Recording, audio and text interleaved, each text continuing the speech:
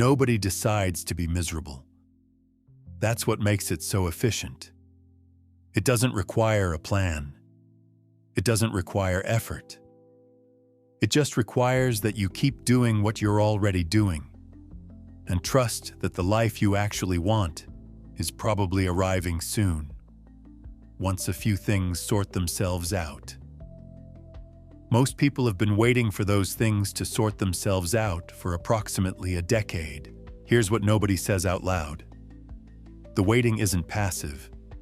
It takes real energy to maintain the story that you're one circumstance away from okay, that the job will do it, that the relationship will do it, that the version of yourself who finally has it together is just around the corner, nearly assembled, almost ready. Keeping that story coherent against mounting contradictory evidence, that takes work. You've been working very hard at not being happy, and the cruel thing is, it doesn't feel like that from the inside. From the inside, it feels like patience, like being realistic, like not getting ahead of yourself. It feels responsible almost, mature, the kind of grounded thinking that distinguishes you from people naive enough to believe happiness is simple. Meanwhile, the days go. I had a specific version of this. Mine was creative work I kept meaning to do seriously. Not someday in the abstract, but with a real timeline and everything. The timeline kept adjusting. The reasons were always legitimate. Work got busy. Life got complicated. The conditions weren't quite right yet. I was very organized about it. At some point, I realized I'd been planning it for 6 years. 6 years of legitimate reasons. 6 years of conditions not quite arriving. And the work sitting in exactly the same place it had been when I started the plan. Which is to say, nowhere. That realization didn't feel like insight. It felt like something dropping. Here's the thing that makes this worse. Your circumstances, the job, the money, the relationship, the body, the whole external category most people treat as the primary project of their lives, account for roughly 10% of your happiness. 10. The research on this is consistent enough to be genuinely uncomfortable if you sit with it. The other 40% is entirely internal. Thoughts, habits. Where attention goes when nothing is forcing it anywhere. Daily, unglamorous, invisible choices that most people never examine because they don't feel like choices. They feel like personality. They're not personality. They're defaults. And defaults can be changed. Most people spend their entire lives optimizing the 10% and leaving the 40% running on whatever got installed before they were old enough to question it. The negativity bias inherited from a nervous system that evolved for threats, not contentment. The comparison habits borrowed from people who also never examined theirs. The internal monologue that's been cycling the same material since approximately the 9th grade. Nobody chose these things.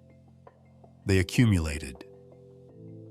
The way dust accumulates, not through any single event, but through the unremarkable passage of time and the human tendency to not examine what feels like furniture.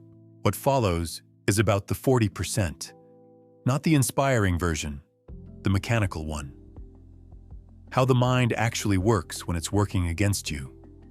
What changes when you work with it instead. The specific, unsexy, unglamorous practices that shift the baseline over time.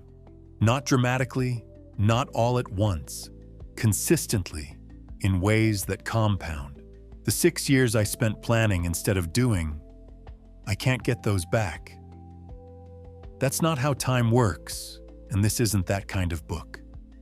But the mechanism that made 6 years feel like reasonable patience rather than expensive postponement, that's examinable. That's workable. That's what we're here for. The conditions you've been waiting on are not arriving. But you already knew that. Before we begin, tell me where you're listening from and what time it is for you right now. I read every single one. It's always interesting to see where this reaches. The arrival fallacy. There's a man who spent 3 years convinced he'd be happy once he paid off his car. He paid it off. He was happy for 11 days. Then he started thinking about a different car. This is not a story about materialism. It's a story about how the brain processes satisfaction, which is to say, it processes it very briefly and then moves on to the next thing it doesn't have yet. Psychologists call this hedonic adaptation. The experience of getting what you want followed almost immediately by wanting something else. It's not a character flaw. It's not ingratitude. It's a survival mechanism that worked extremely well for about 200,000 years and is now making everyone quietly miserable in very comfortable apartments. Here's the mechanics. When you anticipate something you want, your brain releases dopamine. Not when you get it, when you want it. Dopamine is the wanting chemical, not the having chemical. The brain generates more of it during pursuit than during arrival. This means the moment you achieve the thing, the neurological reward system that was lighting up during the chase goes quiet. Not because you did something wrong, because you stopped chasing. The arrival is, neurologically speaking, a letdown. Every time. So the brain does the sensible thing. It finds a new target. It recalibrates what counts as enough. It adjusts your baseline upward until the thing you were celebrating last month is now just the floor. Scientists call this your hedonic set point. A kind of emotional thermostat your brain returns to regardless of what happens to you. Lottery winners return to it. People who become paralyzed return to it. The research on this is genuinely unsettling if you sit with it long enough, because what it implies is that almost nothing you're chasing will move the needle the way you think it will. I spent 2 years working toward a specific professional outcome. When it happened, I felt good for maybe a week. Then I started quietly worrying about the next thing. I didn't even notice the transition. One day I was celebrating. The next, I was already behind again. That's the trap. It doesn't announce itself. It just restarts. So if the treadmill is built into the operating system, what do you actually do with that information? You stop treating it like a malfunction. Most people relate to their own restlessness as a problem to solve. If I could just feel satisfied, they think everything would be fine. But satisfaction, in the permanent sense, is not available. The brain was not designed to produce it. Accepting that, really accepting it, not just nodding at it, is the beginning of something more useful than the chase. Because once you stop waiting for the arrival to fix you, you have to deal with right now. And right now is where the actual work lives. The research breaks down roughly like this. About 50% of your happiness is genetic, your set point, inherited, not particularly negotiable. About 10% is life circumstances, income, status, where you live, whether things are going well. Most people treat this 10% as if it's everything. They optimize it obsessively. They restructure their entire lives around it. And when it improves, they feel better for a while, and then they don't. The remaining 40% is thoughts, behaviors, and daily habits. This is the number nobody works. Not because it's hidden, because working it doesn't feel as satisfying as chasing the 10%.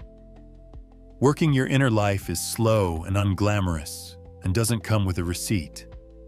Buying a nicer apartment feels like progress. Changing how you think about the apartment you already have feels like settling. It's not settling. It's just less photogenic. Here's what's actually true. The people who report the highest sustained levels of happiness are not the ones who got the most. They're the ones who got moderately good at working the 40%, who built small daily practices that shift their internal state consistently over time. Not dramatically, not permanently, consistently. That's the whole game, not arrival. Consistency. The treadmill doesn't stop, but you can step off it long enough to notice you're not actually going anywhere, and then do something more interesting with your legs. Chapter 2. Your emotional weather system. A woman sits in a perfectly fine meeting, in a perfectly safe building, and her body responds as though something in the ceiling is about to eat her. Her heart rate climbs, her jaw tightens, her thoughts start moving faster than the situation requires. Nobody in the room is threatening her. The agenda is about quarterly numbers, and yet her nervous system has decided this is worth a full stress response. This is not anxiety disorder. This is Tuesday. The human brain contains an alarm system that evolved when the threats were immediate, physical, and usually had teeth. That system is still running. It just never got the update that most dangers are now abstract. A critical email, an awkward silence, and an uncertain outcome 3 months from now. The brain treats all of it with the same urgency it would treat a predator. The result is that most people are walking around in a low-grade state of emergency that they've simply normalized. Not because something is wrong with them, because something very old is running on very new hardware.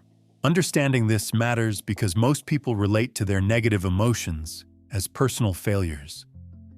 They feel anxious and think they're weak. They feel angry and think they're bad. They feel sad and think something has broken. But emotions aren't character judgments.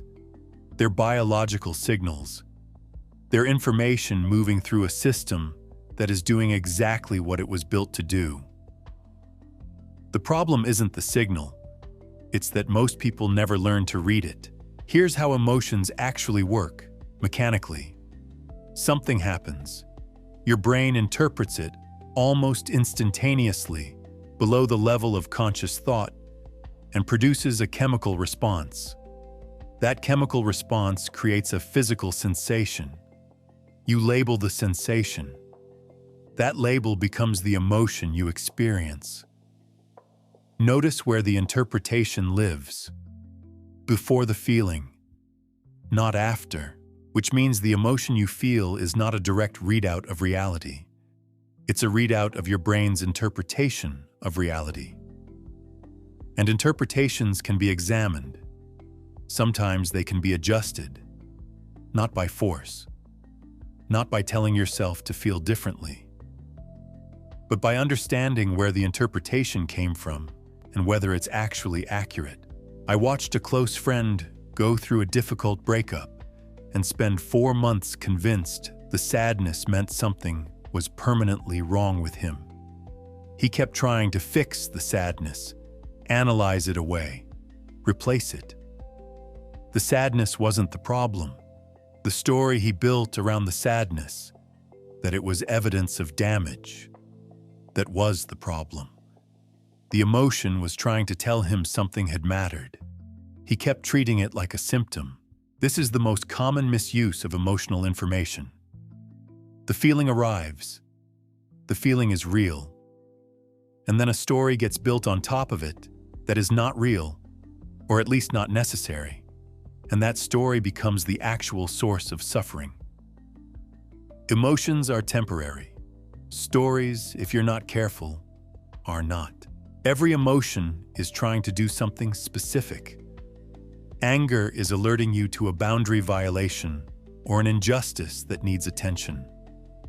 Fear is scanning for danger, real or imagined, and preparing you to respond. Sadness is processing loss, pulling your attention inward so you can integrate something that's changed. Anxiety is often your mind attempting to problem-solve threats that haven't materialized yet. None of these are villains. They're all, in their original design, useful. The problem is a system calibrated for physical immediacy running in a world of social abstraction. The meeting that feels like a predator. The unanswered text that registers as rejection. The uncertain future that triggers the same alarm as actual danger. The solution is not to eliminate the alarm. It's to get better at reading it accurately. To pause between the signal and the response long enough to ask, what is this actually about?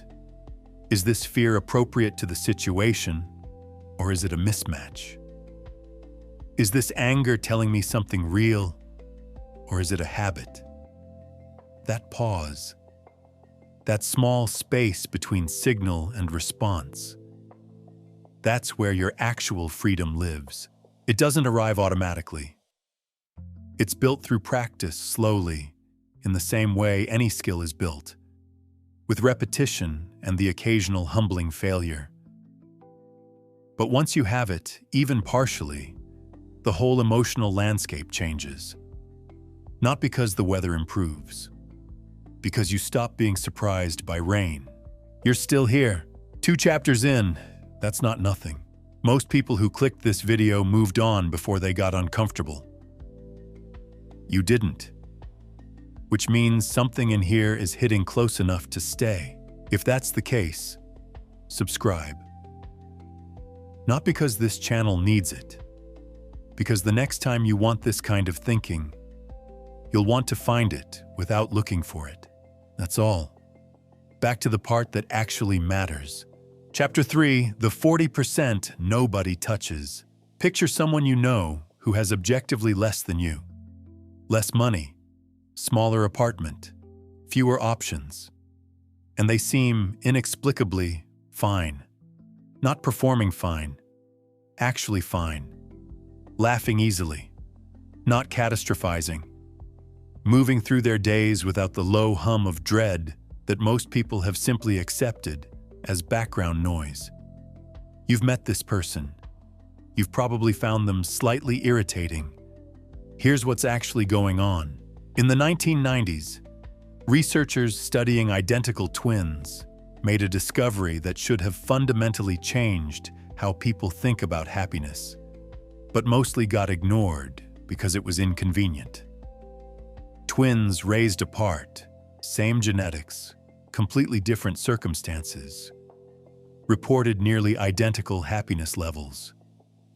Twins raised together, same circumstances, same genetics, also reported nearly identical happiness levels. The implication was uncomfortable. Circumstances, it turned out, account for roughly 10% of happiness variation.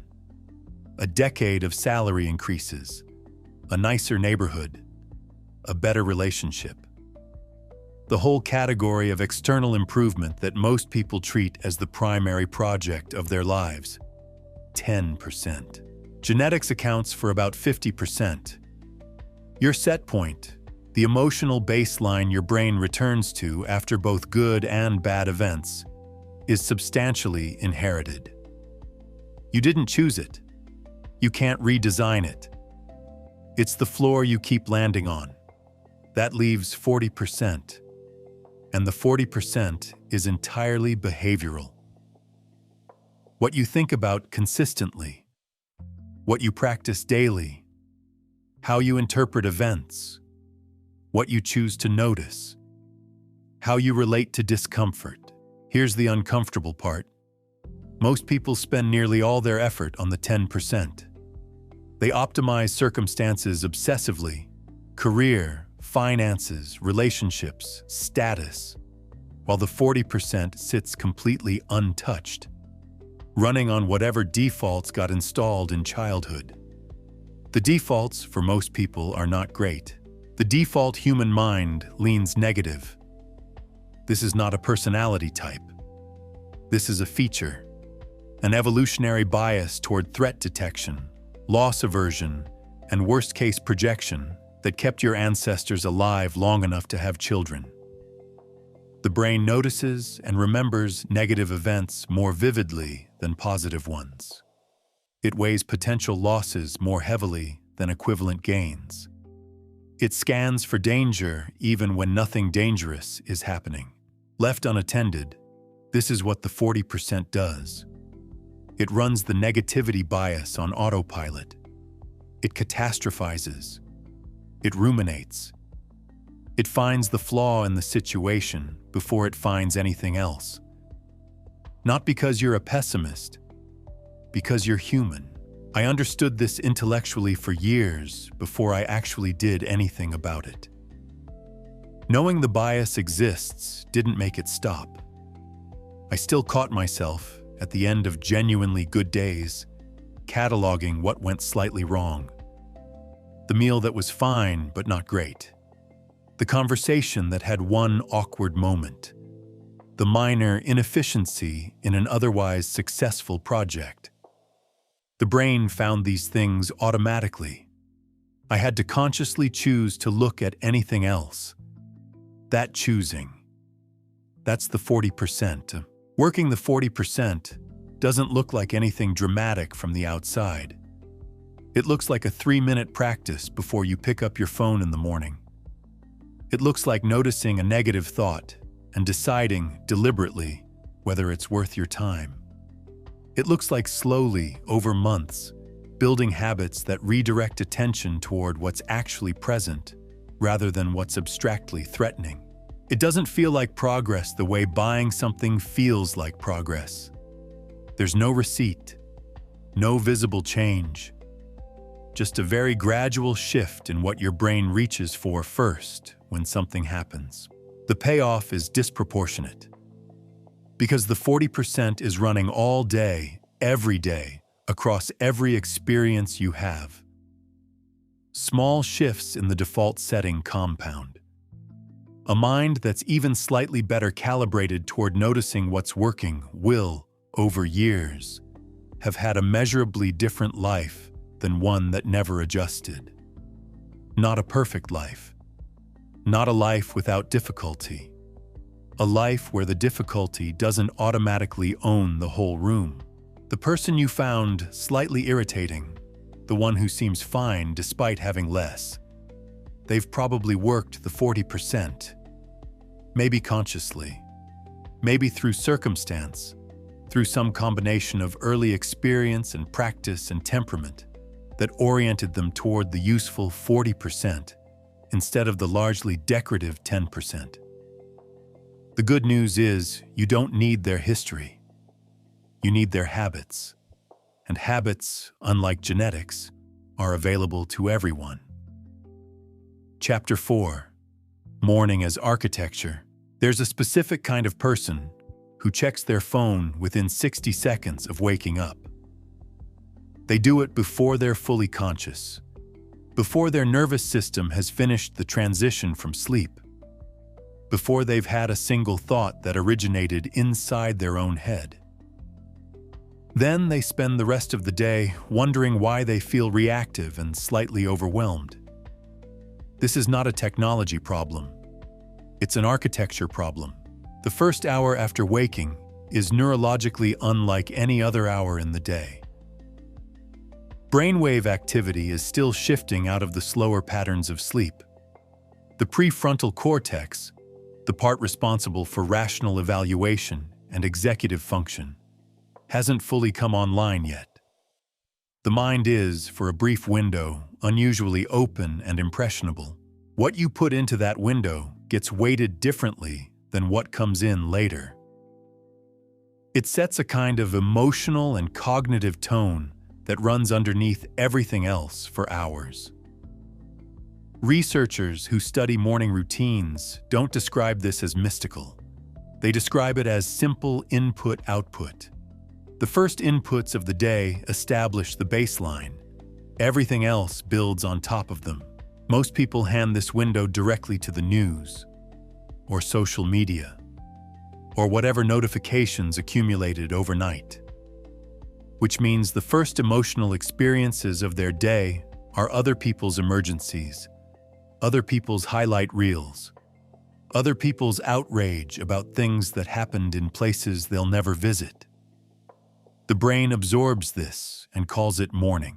What the research actually suggests is that protecting the first 30 minutes, not filling it, protecting it, produces measurable effects on mood, focus, and stress reactivity throughout the rest of the day. This doesn't require an elaborate ritual. It requires a decision about what gets in first. The most effective morning inputs share a few characteristics. They're internally directed rather than externally consuming. They involve some degree of physical activation, and they include at least one moment of deliberate attention towards something positive, not as performance, but as genuine neurological priming. Gratitude practice works for this, done correctly, which most people don't do. They generate a list of things they're technically grateful for, think the words without feeling anything, and wonder why nothing changes. The mechanism requires sensation, not inventory. You have to actually locate the feeling in your body, briefly, before moving on. 30 seconds of genuine felt appreciation does more than 5 minutes of listing. Setting an intention for the day works better than most people expect, for a reason that's slightly counterintuitive. It's not that intention magically changes what happens. It's that having a named quality, patience or focus or presence, gives the prefrontal cortex something to pattern match against when difficult moments arise. Instead of reacting from instinct, there's a brief additional step. A check. Is this how I said I wanted to move today? That check, inserted reliably, changes a surprising number of outcomes. Movement matters disproportionately. Not exercise necessarily. Movement. 5 minutes of something physical that signals to the body that it's awake and operational. The brain follows the body's lead more than most people realize. A body that's been moving for 5 minutes is in a measurably different neurological state than one that's been horizontal scrolling. I went through a period where my morning started with whatever was most urgent. First email, first crisis, first demand. I told myself I was being efficient. I was actually spending my most cognitively available hour on other people's priorities, which meant I arrived at my own priorities already depleted. It took longer than I'd like to admit to recognize that this was a choice, not a necessity. The physical environment of the morning also matters, quietly. Natural light exposure within the first hour regulates cortisol and melatonin in ways that affect energy and sleep quality hours later. A cluttered, chaotic space produces a subtly elevated stress response that most people have simply stopped noticing because it's always there. Small environmental choices compound over time in ways that are easy to dismiss until you change them and notice the difference. None of this is complicated. That's not the problem. The problem is that the alternative, handing the morning to external inputs, is easier and more immediately stimulating. The brain prefers stimulation. It will choose a notification over silence almost every time, left to its own devices, which is why the morning has to be designed, not left to devices. The architecture you build in the first hour doesn't guarantee a good day.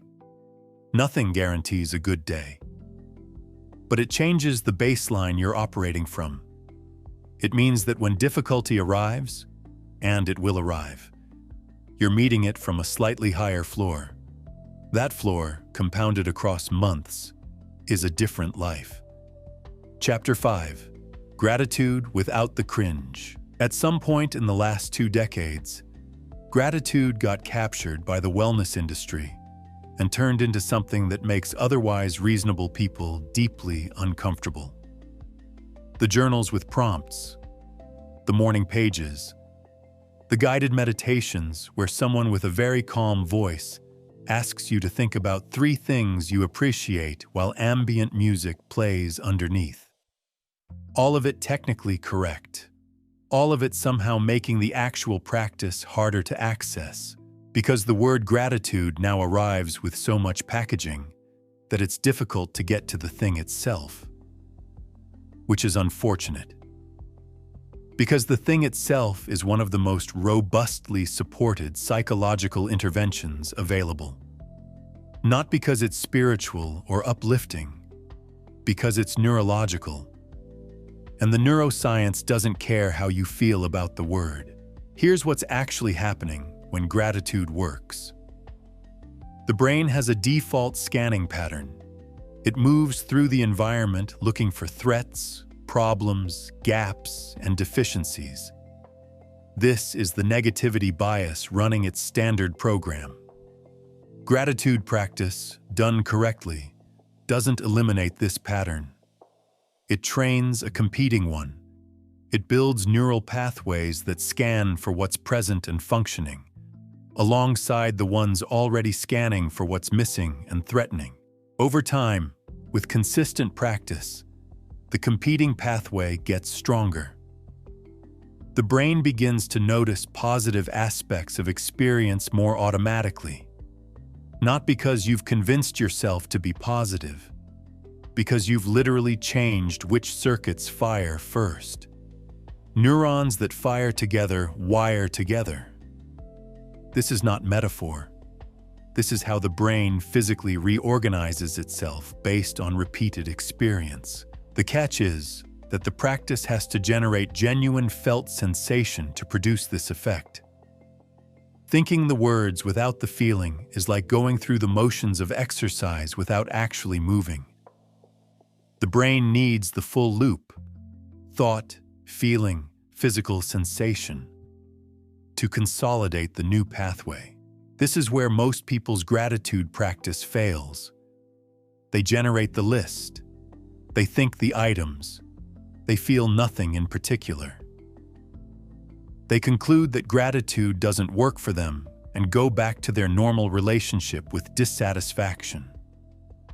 What actually produces the sensation is specificity combined with contrast.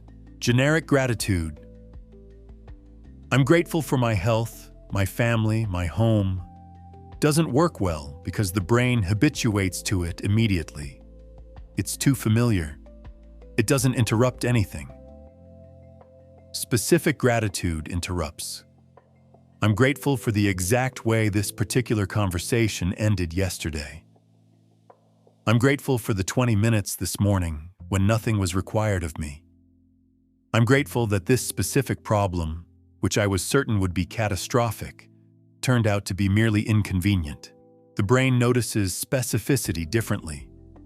It can't dismiss it as background noise because it's too precise. Contrast thinking amplifies this further. When you briefly imagine not having something you currently have, and really imagine it, not just note it abstractly, the appreciation becomes visceral. The warmth of having it becomes temporarily available in a way that constant possession usually obscures. This is why people who've experienced significant loss often report a deepened capacity for gratitude that they didn't have before. They know what absence feels like. They can access the contrast without effort. The gratitude arrives automatically because the comparison is always available. You can build access to this contrast deliberately without requiring loss to teach it to you. I had a period where I practiced gratitude correctly, consistently, for about 6 weeks. Then life got complicated and I stopped. What I noticed a month later was not that I felt ungrateful, it was that I felt less texture in ordinary moments, less capacity to notice what was actually present. The practice had been doing something quiet and structural that I only recognized when it was gone. I didn't go back to the journal prompts. I went back to the specific moments, the precise things, the felt sensation. There's a particular application of gratitude that most people never try because it sounds counterintuitive. Gratitude for difficulty, not performed gratitude, not toxic positivity. Genuine recognition that a hard thing is also, simultaneously, producing something real. Strength, clarity, information about what matters, relationships that reveal themselves under pressure. This isn't about being glad the hard thing happened. It's about refusing to let the hard thing be only hard. Extracting whatever is genuinely extractable. Using what's there. People who can do this consistently are almost impossible to permanently defeat. Not because bad things don't happen to them, because they've become efficient processors of bad things. Nothing is entirely wasted. The wellness industry packaged gratitude and made it soft. The neuroscience underneath it is not soft. It's structural. It's repeatable. It works on people who find the whole concept slightly embarrassing. It even works on people who find the word cringe-inducing, especially those people actually. Chapter 6. The Voice That Won't Stop. Right now, while you're listening to this, there's a second conversation happening. It's running underneath these words. Commenting on them. Agreeing, disagreeing. Drifting towards something that happened this morning. Something you need to do later. Something someone said 3 days ago that you're still quietly processing. It hasn't stopped since you woke up. It won't stop until you fall asleep. And even then, it occasionally continues in a different format. This is the internal monologue. And for most people, it is the single largest determinant of daily happiness, and the thing they've thought least carefully about. The numbers are genuinely uncomfortable. Somewhere between 50,000 and 80,000 thoughts per day. Approximately 80% of them negative in valence. Approximately 95% of them repeated from the day before. Which means the average human mind is running, on any given day, a greatest hits compilation of its own worst material. The same fears, the same self-criticisms, the same unresolved loops, same playlist, different Tuesday. Most people have never questioned whether this is necessary. Here's the distinction that changes everything. You are not the voice. You are the one who can hear it.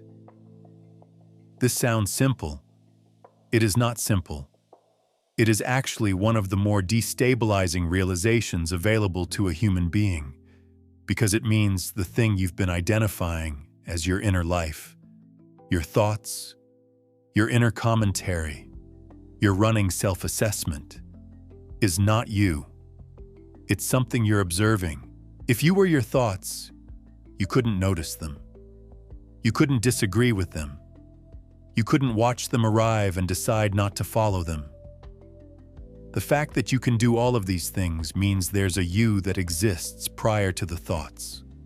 Quieter, more stable, underneath the noise. Most people never meet this part of themselves because the noise is constant and they've always assumed it was them. The first practical step is not controlling the voice, it's noticing it. Developing what psychologists call metacognition, thinking about your thinking, creates a small but crucial gap between the thought and your relationship to it. You start to see the thought as an event rather than a fact, something that happened in your mind rather than something that is true about reality. I had a thought for years, recurring, reliable, arriving in specific situations, that I wasn't equipped for what was being asked of me. It felt like self-knowledge. It felt accurate and honest and appropriately humble. It took an embarrassingly long time to realize it was just a thought. Old, probably inherited from an early experience that was no longer relevant. Running on a loop, not because it was true, but because loops, once established, run. When I started treating it as a thought rather than a fact, it lost most of its authority. Not immediately. Gradually. The way a song you've heard too many times starts to fade into background. The question that accelerates this process is not, is this thought positive? It's, is this thought accurate? Positive thinking, as typically practiced, asks you to replace negative thoughts with positive ones. This fails for most people because the brain's fact-checking system immediately identifies the replacement as false and rejects it. You can't think your way to believing something you don't actually believe. Accurate thinking is different. It asks, what is actually true here? Not what's worst case, not what's best case. What's actually, verifiably, present tense true. Most negative thoughts, examined this way, are revealed as projections, predictions, extrapolations from limited data. They feel like facts because they're delivered in the first person with great confidence. They are not facts. They're interpretations wearing a fact's clothing. The practice of questioning thoughts isn't about optimism. It's about precision. A thought that says, I always fail at this, is almost never accurate. A thought that says, I've struggled with this before, and I'm concerned about it now, is accurate, and also significantly less paralyzing. Language matters enormously here. The difference between I'm anxious and I'm noticing anxiety is grammatically small and psychologically enormous. One is identity.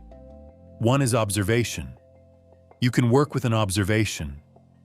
You are somewhat stuck with an identity. Reframing works, but only when the reframe is genuine. This challenge is helping me grow, said to yourself, while you don't believe it produces nothing. The same thought, arrived at through actual examination of the evidence, produces something real. The brain knows the difference between performed reframing and earned reframing. It responds only to the latter. What you're building, slowly, through all of this, is not a positive mind. It's a more accurate one. A mind that's slightly less willing to accept its own worst interpretations as gospel. That pauses before following a thought into the territory it's always led you to. That notices the playlist and occasionally, deliberately, skips the track. The voice won't stop. That's not the goal. The goal is to stop assuming everything it says is worth believing. Chapter 7.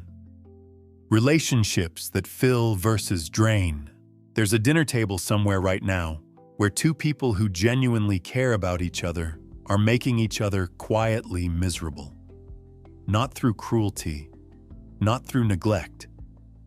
Through a dynamic so normalized, they've stopped noticing it. One person needs the other to behave in a specific way to feel okay. The other person can feel that need and is subtly exhausted by it. Both of them think the problem is communication. Neither of them thinks the problem is architecture. The research on relationships and happiness is one of the most consistent findings in the entire field.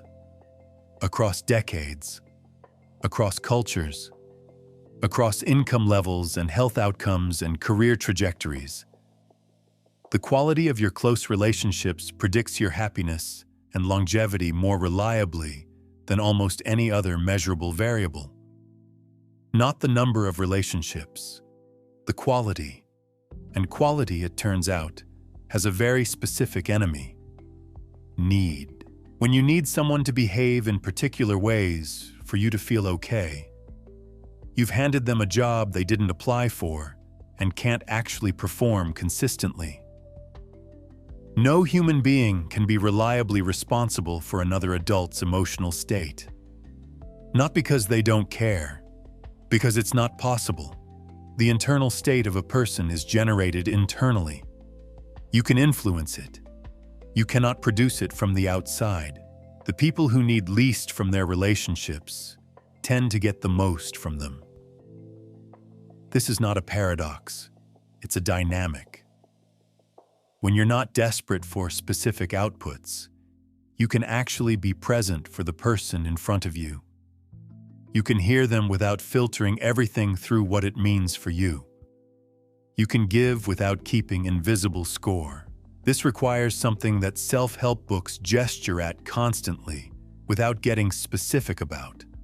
Self-sufficiency at the emotional level, not independence in the cold, disconnected sense.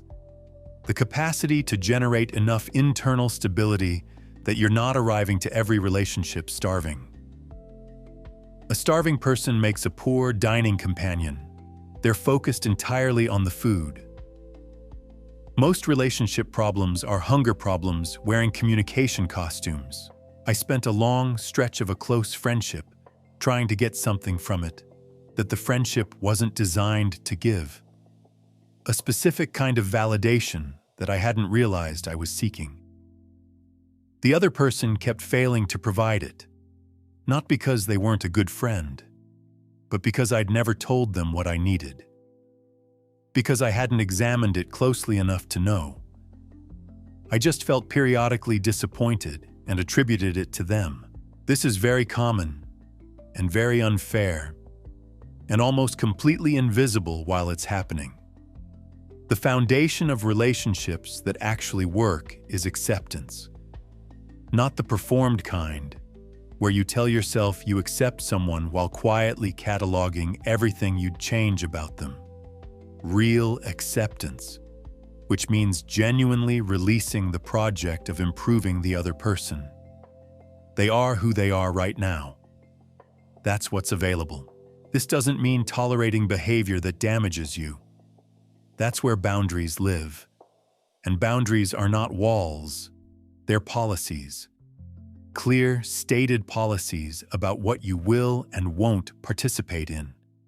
Set not to control the other person, but to protect your own functioning. The distinction matters enormously. A boundary says, if this continues, I will respond this way. It's about your behavior. Attempting to control someone says, you need to stop doing this. It's about their behavior. One you can actually enforce. One you cannot. Empathy, applied correctly, is the most underused relationship tool most people possess. Not sympathy. Sympathy is feeling bad for someone. Empathy is temporarily suspending your own perspective to genuinely inhabit theirs. It's harder than it sounds because the default listening mode for most people is preparation. They're building their response while the other person is still talking. Full attention, actual, undivided, not thinking about your reply attention, is so rare that people feel it physically when they receive it. They relax, they open, they trust more quickly, and they tend to reciprocate it. Not because you've manipulated them into it, but because genuine attention is inherently relational. It invites response in kind. Gratitude inside relationships works the same way it works internally. Specificity over generality. Noticing the precise thing rather than the broad category. Not, I appreciate you, but I noticed what you did this morning, and it mattered. The specific thing lands. The general thing is received politely and forgotten. The people who sustain genuinely nourishing relationships over decades share a particular orientation. They're interested in giving rather than extracting. They find genuine pleasure in the other person's growth, success, and happiness. Not because they're unusually selfless, but because they've discovered that contributing to someone's flourishing is itself satisfying. The return is built into the giving. This sounds idealistic. It isn't. It's a description of how reciprocity actually works when it's functioning properly. You give freely without keeping score, and the relationship generates surplus rather than debt. The dinner table where two people are making each other quietly miserable. That's not a failure of love.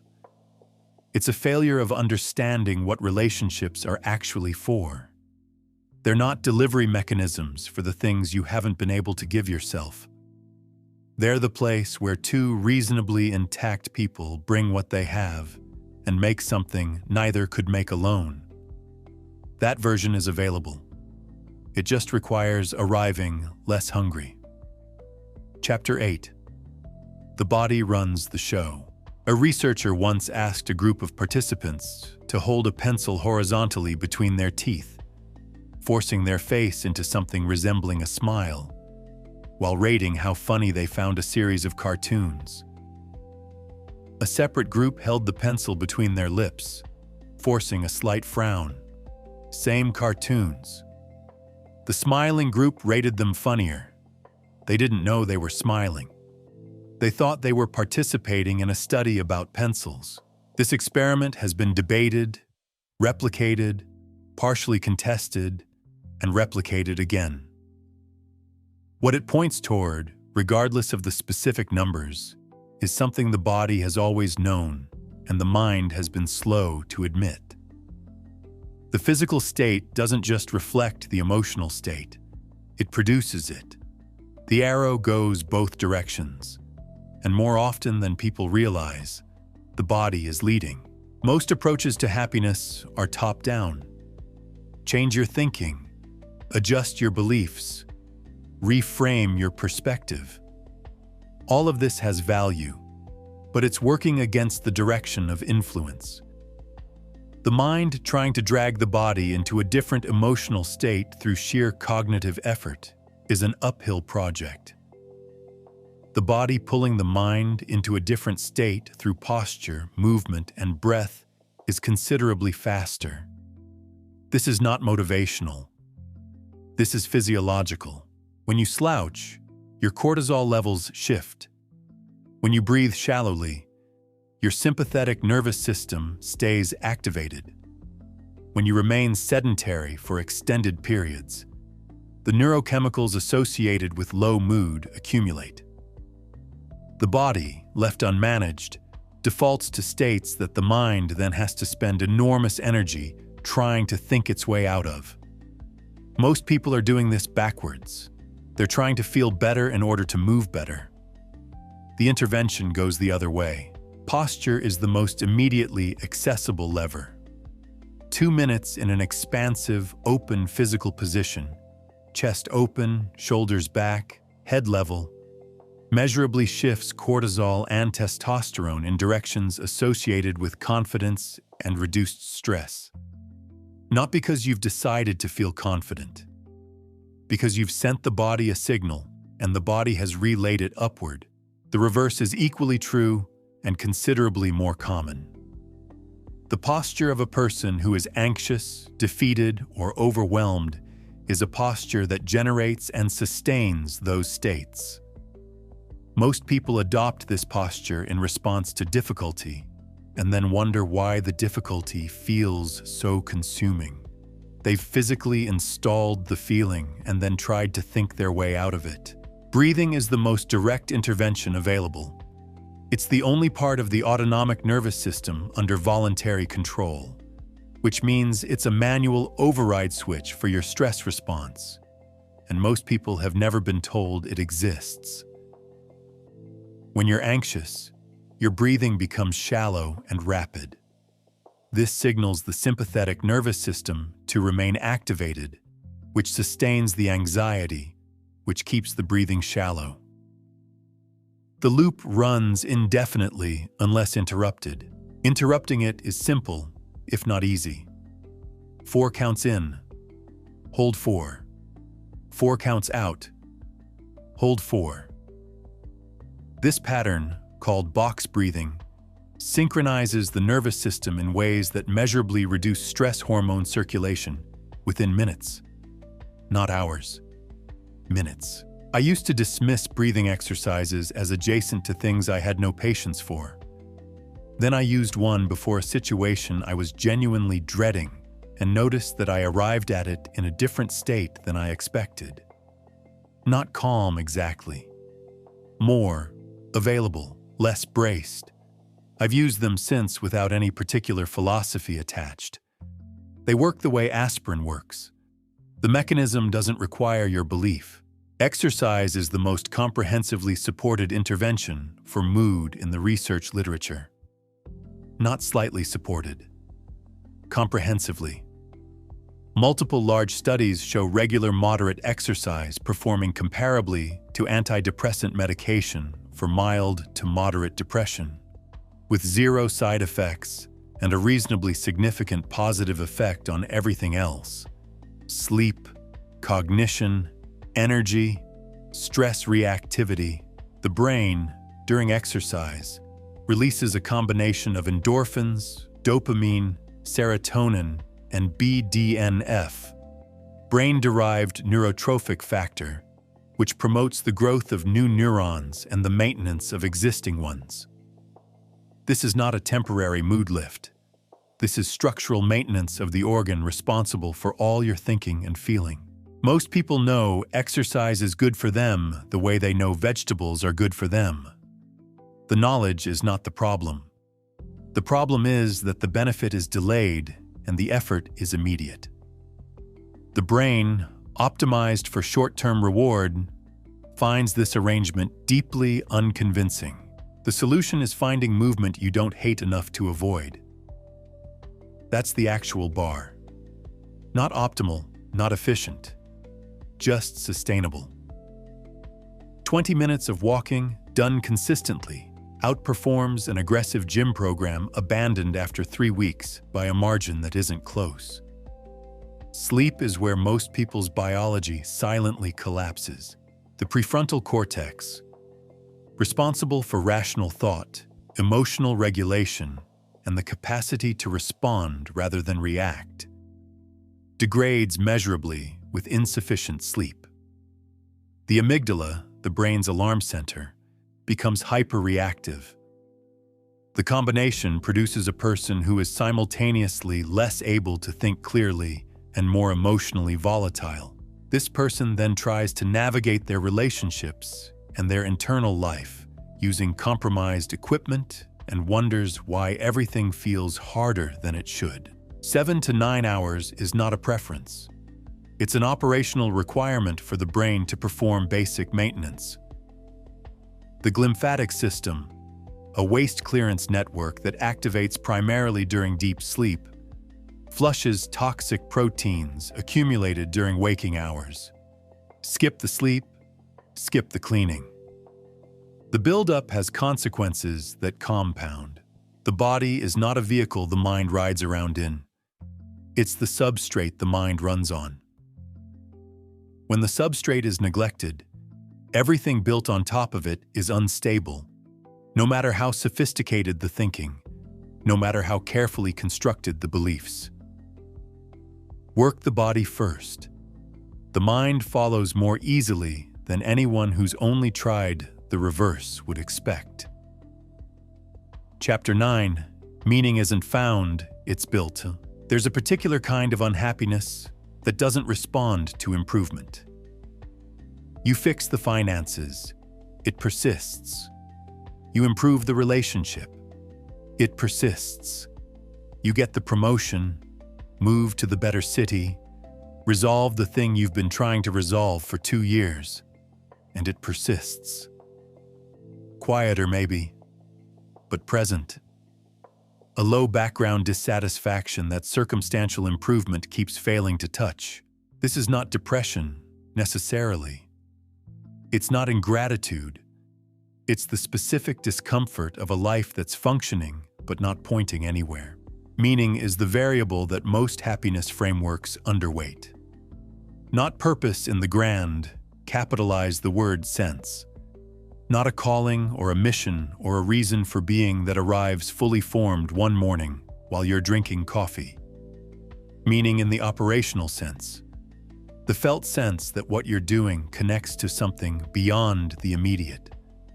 That your actions accumulate into something rather than just passing. When this is present, people endure extraordinary difficulty without losing their fundamental equilibrium. When it's absent, ordinary difficulty becomes unbearable.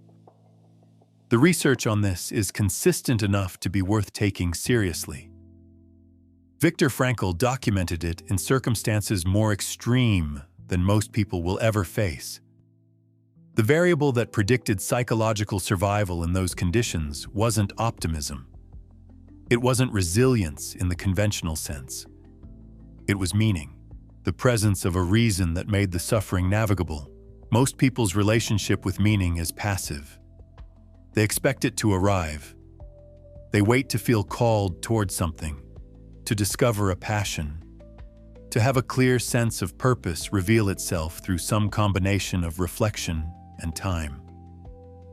They treat meaning like a buried treasure that sufficient introspection will eventually uncover. It doesn't work this way. Meaning is built through action, not found through contemplation. You don't think your way to purpose. You move toward things that seem interesting or important, pay attention to what the movement produces, and gradually develop a clearer picture of what's worth continuing. The direction clarifies through the going, not before it. This is frustrating for people who prefer to have the map before they start walking, but the map is drawn by walking. The three primary sources of meaning are purpose, significance, and growth.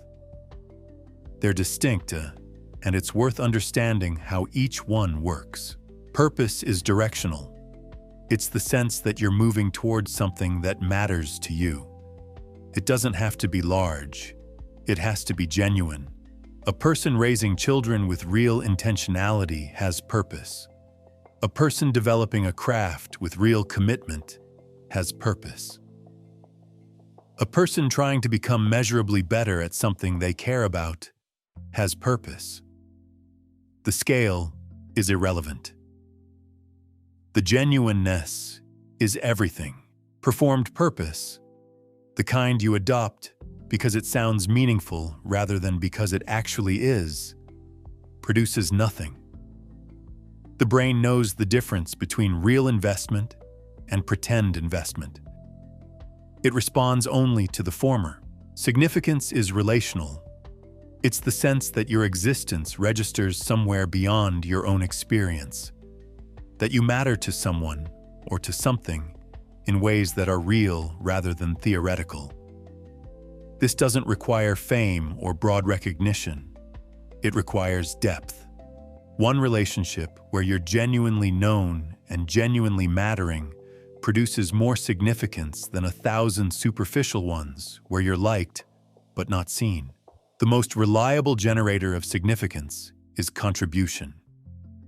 Giving something time, attention, skill, care to someone or something that actually needs it.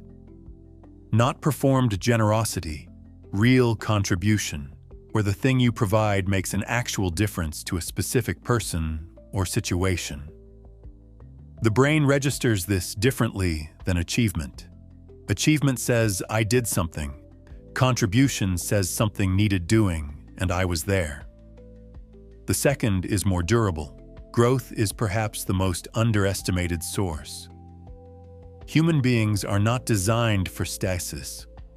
A life that isn't moving forward in some dimension. Skill, understanding, character, capacity produces a specific kind of flatness that people often misidentify as contentment. It isn't contentment. It's the absence of engagement, the discomfort of growth, the friction of learning something difficult, the exposure of being a beginner. The gap between where you are and where you're trying to get is not an obstacle to meaning. It is the texture of meaning. The difficulty is not incidental, it's structural. A goal that requires nothing of you produces nothing in you.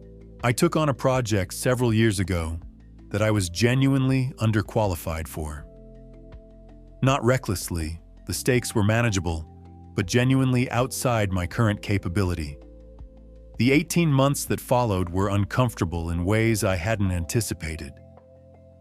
I also look back on that period as one of the more meaningful stretches of my adult life. Not because it went perfectly, because it required something real and I found out whether I had it. The answer was partially, which was more useful information than I'd had before. Here's what trips most people up. They treat meaning as a feeling they should have rather than a structure they need to build. They wait to feel passionate before committing to something. But passion is a lagging indicator. It follows sustained engagement. It doesn't precede it. The sequence most people expect, find your passion, then commit, is backwards. The actual sequence is commit to something real, engage with it seriously over time, and passion sometimes develops as a byproduct of genuine investment. Sometimes it doesn't, and you learn something important about yourself and redirect. Either way, you're moving. And movement, in a direction that matters even slightly, produces more meaning than the most sophisticated stationary contemplation. The background dissatisfaction that doesn't respond to improvement is almost always a meaning deficit. And meaning deficits don't respond to more improvement. They respond to more direction. Pick something real. Move toward it. Pay attention to what happens. The map appears under your feet. Chapter 10. Negative emotions as information. Imagine receiving a letter, deciding you don't like the return address, and putting it directly in the trash without opening it. Then being surprised when the situation the letter was about gets worse. This is the average person's relationship with negative emotion. The feeling arrives. It's uncomfortable. It gets suppressed, medicated, distracted away from, or muscled through as quickly as possible. The message inside never gets read. The situation that generated the message continues unaddressed. Another letter arrives. The stack grows. Most people treat negative emotions as malfunctions. Evidence that something has gone wrong inside them that needs to be corrected or eliminated. The entire architecture of modern comfort, entertainment on demand, substances legal and otherwise, the infinite scroll designed specifically to interrupt any sustained internal state, exists largely to help people avoid sitting with feelings they find uncomfortable. It works briefly. Then the feeling returns, usually louder. What the avoidance strategy misses is that negative emotions are not random. They're not arbitrary discomfort generated by a system that occasionally misfires. They're signals, specific ones. Each major negative emotion is trying to communicate something particular and treating them as a category. Bad feelings, to be eliminated, means losing the information content entirely. Anger is the most commonly mishandled. People either discharge it immediately and destructively, or suppress it entirely and let it calcify into resentment. Both responses treat anger as a problem. Neither treats it as a message. Anger is a boundary signal. It arrives when something you value is being violated or threatened. Not always accurately, the threat detection system overcalibrates constantly. But it's always pointing at something. The question anger is asking is, what matters to me here that isn't being respected? Answer that question, and you have information. Act on that information appropriately, and you have agency. Discharge or suppress without reading the message, and you have neither. Fear follows the same pattern. It's designed to alert you to danger, real or perceived, so you can prepare. The problem is the system can't distinguish between a genuine threat and social discomfort, professional risk, or the possibility of failure. It treats all of them identically. Maximum alert. What's useful about fear, if you can pause long enough to read it, is that it consistently points toward things that matter. You don't feel afraid of things you don't care about. Fear is, in its way, a map of your actual values, marked with everything significant enough to lose. There's also this. Fear and excitement are physiologically identical. Same elevated heart rate, same heightened alertness, same sensation of energy moving through the body faster than usual. The only variable is the story attached to the sensation. One story says, "This is dangerous, retreat." The other says, "This matters, engage." Same body, different interpretation, measurably different performance outcomes. Research on anxiety reappraisal consistently shows that people who label their pre-performance state as excitement rather than anxiety perform significantly better across a range of tasks. You're not lying to yourself. You're choosing the more accurate interpretation of an ambiguous signal. Sadness is the emotion most aggressively avoided in contemporary culture. Entire industries exist to help people skip it. But sadness is not a malfunction. It's the psyche's processing mechanism for loss. It pulls attention inward, slows the system down, and creates the conditions for integration, for the experience to be absorbed into your understanding of yourself and the world, rather than simply happening and passing without being metabolized. When you prevent this process, the loss doesn't disappear. It gets stored, unfiled, taking up space in ways that eventually show up as chronic low mood, emotional numbness, or an inexplicable weight that has no obvious current cause, because its cause is historical and unprocessed. Sitting with sadness is not wallowing. Wallowing is circling the same painful narrative repeatedly without moving through it. Actually feeling sadness, locating it physically, allowing it to be present without rushing it, not building additional stories on top of it, is the opposite of wallowing. It's the mechanism that allows the feeling to complete its function and release. My grandmother died when I was in my early 30s.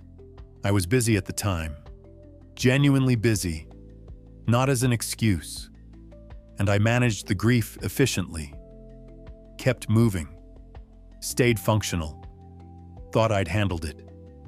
About 8 months later, I heard a piece of music she used to play and fell apart completely in a way that was disproportionate and confusing until it wasn't. The grief had been waiting with considerable patience for a moment when I wasn't moving fast enough to outrun it. It finished in about 20 minutes. 8 months late. Jealousy and envy, the emotions people are most reluctant to admit to, carry perhaps the most useful information of all. They're directional signals. They point specifically at what you want but haven't acknowledged wanting. You don't feel envious of things you genuinely don't care about.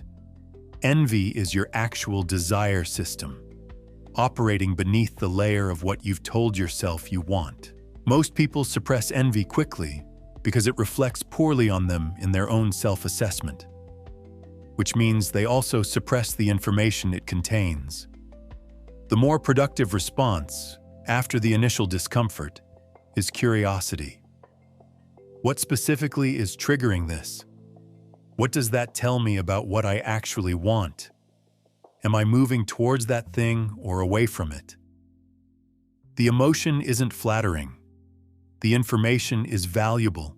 The practice of reading negative emotions rather than eliminating them requires one foundational skill: the ability to feel something without immediately acting on it or escaping from it, to let the feeling be present long enough to ask what it's about. This is harder than it sounds in a world designed to offer instant exits from discomfort. But the letters in the stack don't go away because you stopped checking the mail. They just accumulate interest. Chapter 11. resilience is a skill, not a trait. There's a version of resilience that gets celebrated in culture that has almost nothing to do with actual resilience. It's the version where nothing visibly affects you, where you take hits without flinching, absorb difficulty without complaint, and emerge from hardship looking essentially unchanged. Stoic, unshakable, slightly cinematic. This version is not resilience, it's suppression with better posture. Real resilience looks considerably less impressive from the outside. It looks like being genuinely affected by hard things, feeling them fully, not performing toughness through them, and then, through some combination of skill and practice, finding your way back to functional, not immediately, not without cost. Back. The tree metaphor is overused but accurate. The resilient tree bends dramatically in high wind. It loses branches. It looks at certain moments like it might not survive. What it doesn't do is snap at the base. The flexibility is the strength. Rigidity is what breaks. Most people have been taught, implicitly or explicitly, that being affected by difficulty is weakness. So they develop rigid defenses instead of flexible responses. They build walls instead of springs. And when something significant enough arrives, and eventually something significant enough always arrives, the walls fail in ways that flexible responses wouldn't. The psychological term for what resilience actually requires is cognitive flexibility. The ability to hold a difficult situation and consider multiple interpretations of it simultaneously. Not to settle immediately on the worst one, which is the default. Not to perform optimism about it, which is the common overcorrection. To genuinely remain open to the question of what this might mean, what it might make possible, what it's actually asking of you. Rigid thinkers, when something bad happens, move quickly to a fixed interpretation. This is a disaster. This confirms my fears. This is typical. The interpretation closes off options because it's stated as fact rather than held as one possible reading among several. Flexible thinkers pause the interpretation. They ask, genuinely, not rhetorically, what else this could mean. What the situation looks like from a different angle. What a person they respect might see in it that they're currently missing. This pause is not natural. It's built. And it's built the same way any cognitive skill is built, through deliberate, repeated practice in lower-stakes situations until it becomes available in higher-stakes ones. Realistic optimism is the disposition that resilience runs on, not blind positivity, which requires you to pretend things are fine when they're not, and which the brain's reality testing system immediately rejects. Realistic optimism holds two things simultaneously. This is genuinely difficult, and I have reason to believe I can navigate it. The second part isn't wishful, it's evidential. It's built from a personal history of having navigated difficult things before, which means the most important investment in future resilience is the honest acknowledgement of past resilience. Most people discount their own history of surviving hard things.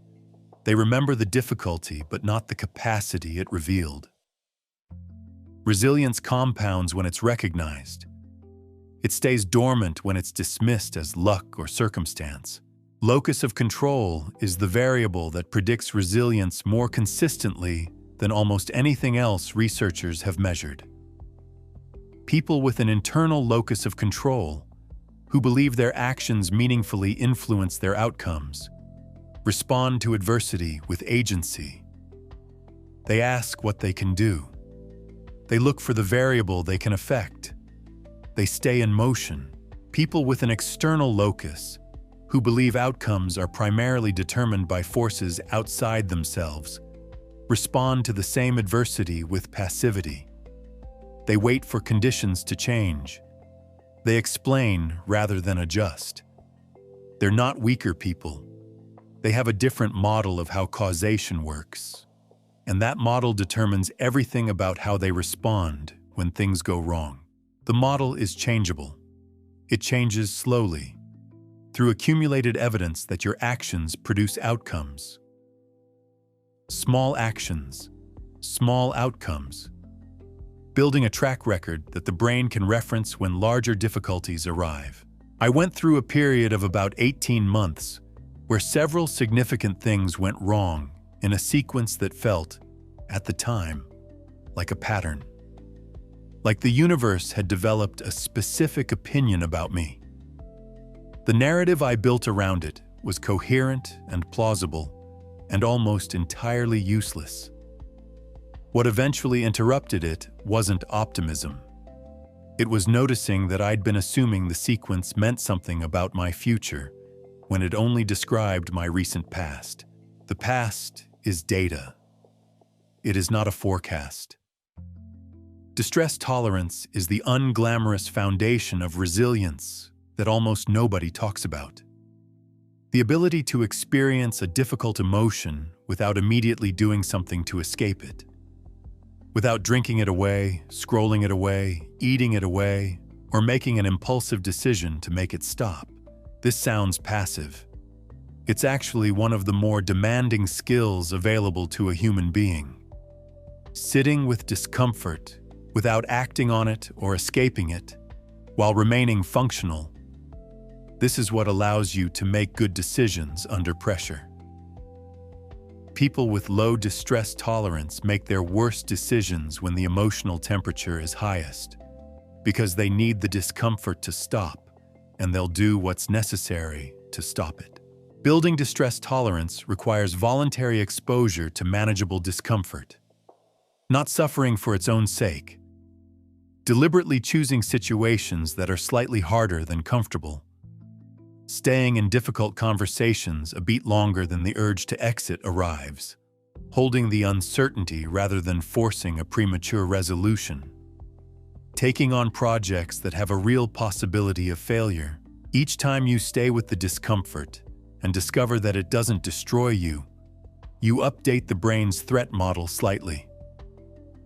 The thing that felt unbearable turns out to be bearable. The next comparable thing registers as slightly less threatening. Over time, the threshold shifts. Not to the point where hard things feel easy, to the point where hard things feel possible. That's the whole distinction, really. Resilience doesn't make the hard things soft.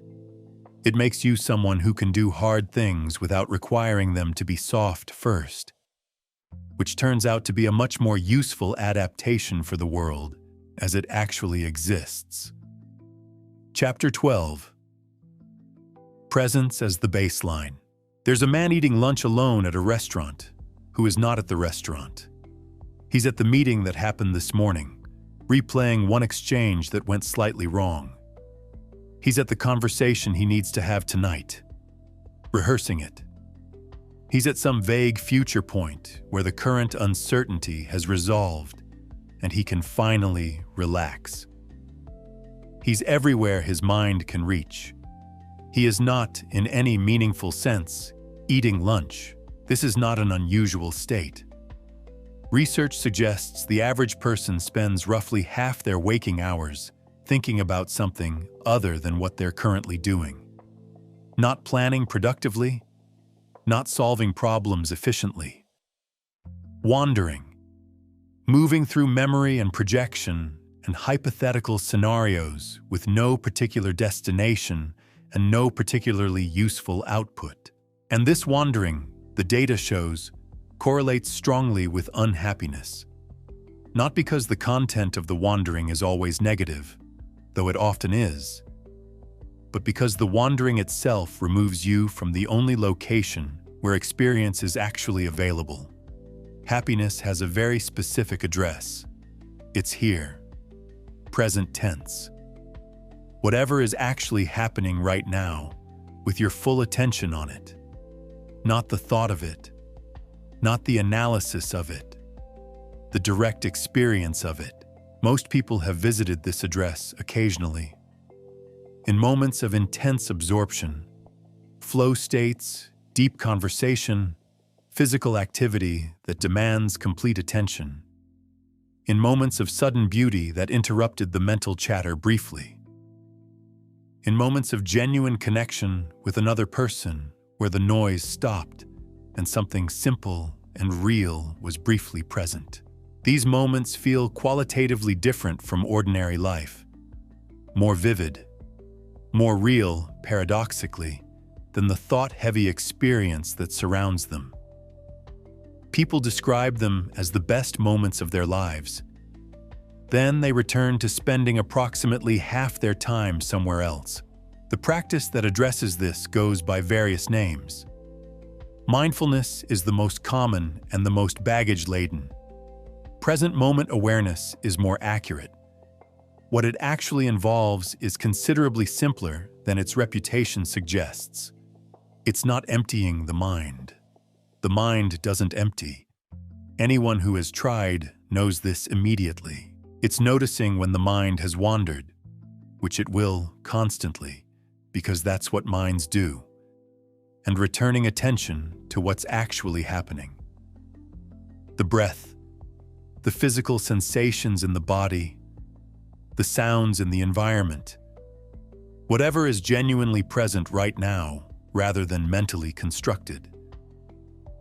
The return is the practice, not the staying, the returning. This matters because most people try presence once, discover that their mind immediately wanders, conclude they're bad at it, and stop. They've misunderstood the structure of the practice. The wandering is not failure. The wandering is the weight. Noticing the wandering and returning is the repetition that builds the muscle. A mind that wanders and returns 100 times in 10 minutes has done 100 repetitions. That's not a bad meditation. That's a productive one. The breath is the most practical anchor because it's always happening and always in the present.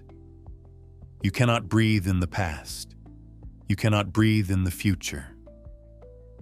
Attention on the breath is attention on now, by structural necessity. Not because breathing is inherently interesting, it mostly isn't, but because it's always available and always current. Body awareness extends this. Physical sensation exists only in the present tense. The feeling of your feet on the floor right now, the temperature of the air, the weight of your body in whatever position it's in. These are direct experiences, not interpretations. They can't happen in memory or anticipation. They're happening now or they're not happening. There's a distinction worth making between pain and suffering that presence makes very clear. Pain is the direct experience of something difficult, physical discomfort, emotional hurt, the raw sensation of a hard thing. Pain is real and unavoidable. It's part of the substrate of being alive. Suffering is largely constructed. It's what happens when pain gets wrapped in narrative. The story about what the pain means, what it implies about the future, what it says about you, how unfair it is, how long it will last, how much worse it might get.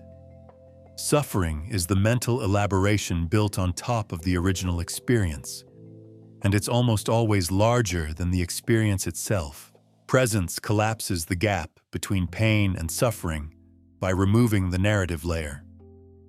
What's left is the direct experience, which is almost always more manageable than the story about the experience. Right now, in this moment, most people are okay. Not in every circumstance. Genuine crisis is genuine. But the routine suffering of ordinary days is mostly story. When you're actually here, the story stops having material to work with. I spent several years with a meditation practice that I performed rather than inhabited. I sat for the correct amount of time. I followed the instructions correctly. I got up and felt approximately the same as when I sat down. The problem was I was doing it to have done it, rather than actually attending to what was happening while I did it. 20 minutes of technically correct absence is not the same thing as 5 minutes of genuine presence. The difference is the intention to actually be there rather than to complete the activity. Mindful listening is one of the most immediately applicable forms of presence and one of the most relationship transforming. Most listening is parallel processing. You're tracking what the other person is saying while simultaneously generating your response, evaluating what they're saying against your own experience, and waiting for a gap to insert yourself. Full listening, actually suspending your own parallel process and attending entirely to the other person, is rare enough that people feel it physically when it happens. They become more open, more honest, more themselves. Not because you've done anything clever, because genuine attention is itself a form of care, and people respond to it the way plants respond to light. The ultimate destination of presence practice is not a permanent state of meditative calm. That's not available, and probably wouldn't be useful if it were. It's the ability to return to now quickly when you notice you've left. A shorter lag between wandering and returning. A lighter relationship with the mental noise, so it runs in the background rather than consuming the foreground. The man at the restaurant, eating lunch while mentally attending 3 other locations. He's not doing anything wrong. His mind is doing what minds do. The practice is noticing gently that he's left and coming back to the food, the room, the particular quality of this specific afternoon, which is, it turns out, the only one of its kind. Chapter 13, The People Who Cost You. Most people have at least one relationship in their life that functions like a slow leak. Not a dramatic rupture, not obvious damage, a slow, consistent drain that leaves them slightly depleted after every interaction, slightly heavier on the way home than they were on the way there.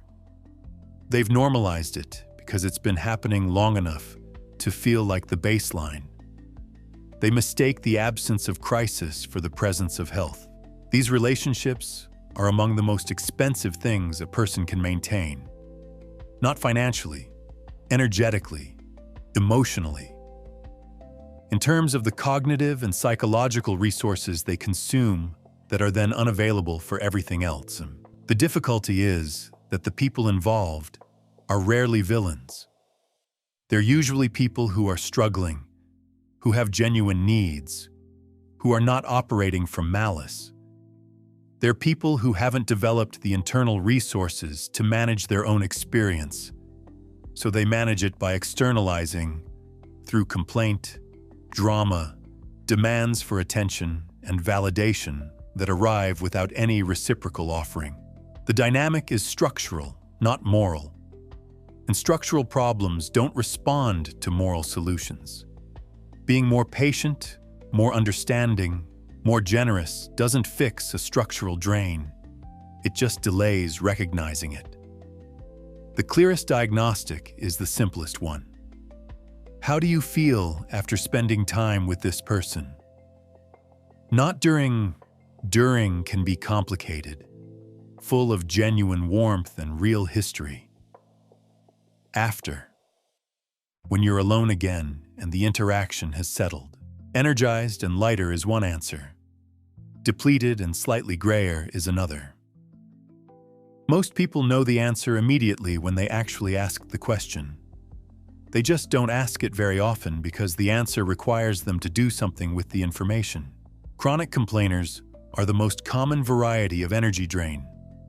They have a reliable supply of problems, work, health, relationships, circumstances, and an equally reliable disinclination to do anything about them. The complaining is not a path toward resolution. it's the destination. What they need is not solutions. They've usually already rejected those, but an audience. Specifically, your audience. Indefinitely. The telling feature is what happens when you offer a practical response, a reframe, a possible action. The chronic complainer deflects it, finds a reason it won't work, and returns to the complaint. This happens not because they're stupid, but because engaging with solutions would end the complaining, and the complaining is serving a function that neither of you are supposed to notice. Drama creators generate conflict the way some people generate revenue, consistently, efficiently, and with a clear, if unconscious, business model. The drama pulls people in, creates intensity that substitutes for intimacy, and keeps everyone focused on the crisis, rather than the chronic absence of anything actually connecting them. Being adjacent to a drama creator is genuinely exhausting, because the crises are real enough to feel urgent, but manufactured enough to never actually resolve. The victim has an explanation for everything that happens to them that carefully excludes their own agency. Circumstances, other people, timing, systems, all responsible. Themselves, never responsible. Or responsible only in ways that further confirm their victimhood. This is not laziness. It's a coherent psychological defense. Taking responsibility would mean acknowledging the possibility of change, which would mean surrendering the identity that makes sense of the situation. You cannot argue someone out of a victim orientation. You cannot love them out of it. You can only decide how much of your time and energy you're willing to contribute to a dynamic that isn't going anywhere. The narcissist is the most disorienting because they're often genuinely engaging, charming, interesting, perceptive about many things. The perceptiveness just never quite extends to you. Conversations with narcissists have a specific texture. You leave them having talked extensively while somehow feeling unheard. Because you were. The conversation was a monologue with an audience, and your role was to reflect rather than participate. Setting limits with energy drainers is not cruelty. This point deserves more emphasis than it usually gets. The framing that says protecting your energy is selfish operates on the assumption that unlimited availability is the gold standard of care. It isn't. Unlimited availability to a dynamic that extracts without returning is not generosity. It's a pattern that harms both people. It enables the drainer's avoidance of their own development, and it depletes the person being drained of resources they need for everything else in their life. I maintained a friendship for longer than was reasonable because we had significant shared history, and I was reluctant to revise the story I'd built around what the friendship was. The friendship had changed considerably. The story hadn't kept up. The gap between the story and the actual experience of the friendship was where all the energy was going, into maintaining the narrative rather than responding to the reality. When I finally adjusted the level of engagement to match what the friendship actually was, rather than what it had been, I felt something I hadn't expected. Not guilt, which I'd anticipated. Relief, which told me something about how long I'd been managing the gap. Limiting engagement doesn't require a confrontation or an explanation. It requires a decision about how you spend your time, implemented quietly and consistently. Shorter conversations, less frequent contact, fewer invitations accepted. Energy that was going toward the drain redirected toward something that returns it. The positive side of this equation matters as much as the protective side. Actively seeking people who generate energy rather than consume it, who are interested in ideas, in growth, in genuine exchange, is not optional maintenance. It's primary construction. The social environment you inhabit shapes your thinking, your standards, your sense of what's possible, your baseline emotional state. You become, with considerable reliability, a version of the average of who you spend your time with. This is not motivational rhetoric. It's how social cognition works. The people around you provide the reference points against which you calibrate yourself. Change the reference points. Change the calibration. The slow leak doesn't announce itself as a leak. It announces itself as loyalty, history, obligation, love. And sometimes it is those things too, genuinely. The question is whether it's those things at a cost you've actually chosen to pay, or a cost you've never examined, because examining it would require deciding. Deciding is available. It's just not comfortable. Most meaningful things aren't. Chapter 14, The Comparison Trap. Somewhere right now, someone is looking at someone else's life and feeling quietly inadequate about their own. Not because their life is actually inadequate, because they're measuring it against a curated highlight reel that was specifically constructed to produce that feeling. And their brain, which evolved for a social environment of roughly 150 people, is processing it as meaningful data about where they stand. It is not meaningful data, but the brain doesn't know that yet. Social comparison is one of the oldest human cognitive operations. Long before the internet gave it industrial scale, people were assessing their position relative to others in their immediate community. This served a function.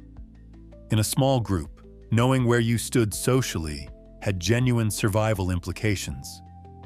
Status affected access to resources, mates, protection. The brain that tracked these things carefully had an advantage. That brain is now looking at Instagram. The mismatch is almost comedic, except for what it costs people daily. A system calibrated for a village of 150 is now processing signals from millions of curated presentations simultaneously. The threat detection apparatus that was supposed to track a manageable social hierarchy is now trying to locate you within an effectively infinite one. And an infinite hierarchy has a specific property. There is always someone above you. Always someone with more, doing more, appearing to experience more. The comparison never resolves in your favor, by design. Leon Festinger, who first formally described social comparison theory in the 1950s, noted that people compare themselves to others to evaluate their own opinions and abilities. When objective measures aren't available, social feedback fills the gap. The problem is that the social feedback available in contemporary life is not a representative sample. It's a selection. The best moments, the most impressive outcomes, the most aesthetically pleasing versions of other people's lives, assembled and published with the implicit purpose of generating exactly the response it generates. You're comparing your unedited interior to someone else's edited exterior. The comparison was never going to be fair. Upward comparison, measuring yourself against people who appear to have more or do better, is the most common and the most corrosive. It produces a specific emotional signature, a mixture of inadequacy, envy, and a diffuse motivational paralysis. You feel simultaneously that you should be doing more and that doing more probably won't get you where they are anyway. The net effect on behavior is usually nothing. The net effect on mood is reliably negative. Downward comparison, measuring yourself against people who appear to have less, produces temporary relief that almost immediately generates its own problems. Guilt, or the suppression of guilt, or the uncomfortable recognition that your sense of well-being is dependent on someone else's misfortune. None of these are stable foundations for genuine happiness. The comparison that actually produces something useful is with yourself over time. Not the self you imagine you should be by now. The self you were 6 months ago, a year ago, 5 years ago. This comparison has several properties that make it categorically different from social comparison. The baseline is real rather than curated. The variables are known rather than obscured. The measurement is about progress rather than position. Progress comparisons answer the question, am I moving? Position comparisons answer the question, where do I rank? One of these questions is answerable and productive. The other is unanswerable in any stable way and produces mostly noise. I deleted a social media application from my phone for 3 months during a period when I noticed my mood consistently dipping after using it. Not dramatically, consistently. The experiment wasn't ideological. I wasn't making a statement about technology. I was running a diagnostic. What I found, after about 2 weeks of the low-grade restlessness that absence of the habit produced, was a quieter baseline. Less ambient measurement of myself against things I couldn't actually verify. Less of the particular exhaustion that comes from processing vast quantities of social signal with no actionable output. The restlessness at the start was informative. It indicated how much cognitive and emotional energy the habit had been consuming that I'd simply normalized as the cost of staying connected. It wasn't the cost of staying connected. It was the cost of continuous comparison, disguised as connection. Identity is what's actually at stake in the comparison trap. When you define yourself primarily through relative position, I'm doing well compared to them, I'm behind compared to them, your sense of self becomes hostage to an external and constantly shifting reference point. Who you are becomes inseparable from where you rank. And where you rank, in an environment of infinite comparison, is never stable. The alternative is identity constructed from internal reference points, values, commitments, the quality of your engagement with the things that matter to you, how you treat people, whether you're moving in a direction you've actually chosen rather than one the comparison has implied you should want. This kind of identity is considerably more stable. It doesn't fluctuate with the newsfeed. It doesn't require anyone else to be doing worse for it to hold. It's not immune to challenge. Genuinely examining your own values and conduct is harder in some ways than measuring yourself against others. But it produces something external comparison can never produce. A fixed point. Something to navigate from rather than something to be navigated by. The comparison trap doesn't disappear when you understand it. The brain keeps making comparisons automatically. That's not a habit you can simply stop. What changes is your relationship to the output. A comparison arises. You notice it as a comparison rather than as factual information about your worth. You decide what to do with it rather than being automatically moved by it. That noticing, that small gap between the comparison and the response to it, that's where the trap stops being a trap and becomes just a thought. Thoughts, as established, are not facts, even the ones about where you rank. Chapter 15, The Forgiveness Equation. There's a person carrying a grievance so old, they've forgotten what it felt like not to carry it. It's become structural, part of how they organize their sense of self, their narrative about what happened to them and why they are the way they are. The grievance is real. Something genuinely happened. Someone genuinely caused harm. And the carrying of it has become so habitual that releasing it feels less like healing and more like losing something. This is the forgiveness paradox. The thing that's hurting you has become the thing you're holding on to. Forgiveness is the most systematically misunderstood concept in the entire landscape of psychological well-being. It gets framed as a moral achievement, a gift to the person who wronged you, a declaration that what happened was acceptable.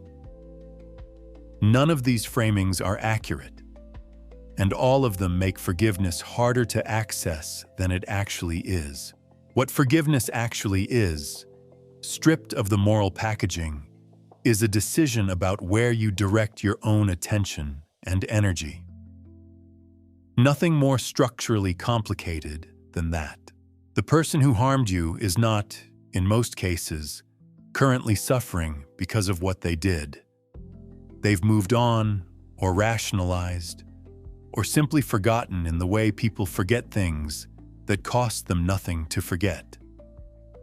The suffering is happening in one location only, inside the person carrying the grievance. The resentment is not a punishment being served by the person who caused the harm. It's a cost being paid continuously by the person who experienced it. This is the central fact about unforgiveness that most people have never had stated plainly to them.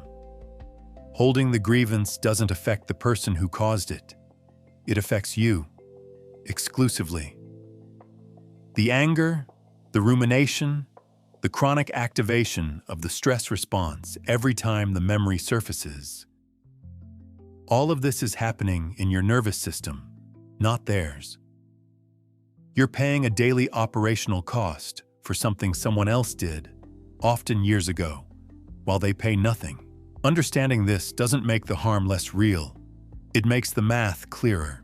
The research on forgiveness and health is extensive and consistent enough to take seriously outside any moral or spiritual framework.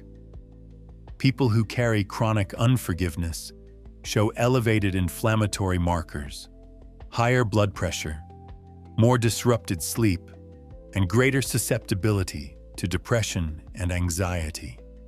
Not because they're weak, because sustained resentment is physiologically expensive. It keeps the stress response partially activated. The body doesn't distinguish between a present threat and a vividly imagined or remembered one. Every time the grievance is mentally rehearsed, the body responds as though the harm is current. You can be right about what happened and still be paying too much to keep being right about it. Forgiveness is also consistently misframed as a single event, a decision made once that resolves the matter. It rarely works this way. For significant harm, forgiveness is a practice, something chosen repeatedly in the moments when the resentment resurfaces until the resurface becomes less frequent and less consuming. The decision to forgive doesn't end the feelings. It changes your relationship to them when they arise. The feelings will arise. Something will trigger the memory. The anger or hurt will be briefly present again. The practice is noticing it, not feeding it additional narrative, and returning to where your attention is more productively directed. Not suppressing the feeling. Suppression doesn't process, it stores. Acknowledging the feeling without elaborating it into a story that reactivates the full grievance. There's a specific cognitive pattern that keeps unforgiveness running that's worth identifying clearly. Rumination. The repeated mental rehearsal of the harm. What happened, what was said, what it meant, what should have happened instead, what you wish you'd said, what you might still say. Rumination feels like processing. It isn't. Processing moves through the experience and arrives somewhere different. Rumination circles the same material repeatedly and arrives back where it started, having accomplished nothing except to have activated the stress response again. The distinction between processing and rumination is movement. Processing involves allowing the feeling to be present, extracting whatever understanding is available, and releasing the rest. Rumination involves holding the feeling in place, circling it, keeping it active. One integrates. One sustains. I held something against someone for about 4 years that I told myself was appropriate given what had happened. The telling feature, which I didn't examine closely for most of that time, was how much mental real estate the grievance occupied relative to everything else in my life. The person it was directed at was thinking about me, at most, occasionally. I was thinking about them and what they'd done, with a regularity that had long since crossed from appropriate to compulsive. The grievance had become a habit. And like most habits, it was running automatically without my ongoing consent.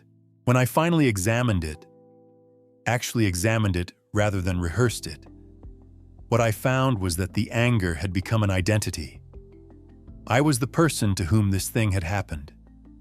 Releasing the grievance meant releasing that particular story about myself, which turned out to be the actual obstacle. The anger wasn't about them anymore. It was about me not knowing who I was without the narrative. Forgiveness doesn't require contact with the person who caused harm. It doesn't require their acknowledgement, their apology, or their understanding. It doesn't require you to minimize what happened or pretend the harm was acceptable. It requires only that you decide to stop paying the operational cost of carrying it. That decision is available unilaterally, which is important, because the person you're waiting on to make it possible has already moved on. Self-forgiveness follows identical mechanics, but encounters different resistance.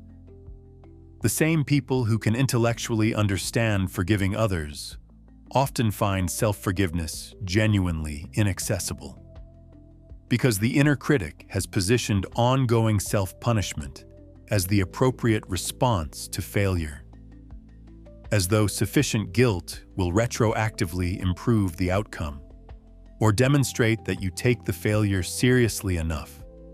It won't. And you've already demonstrated that.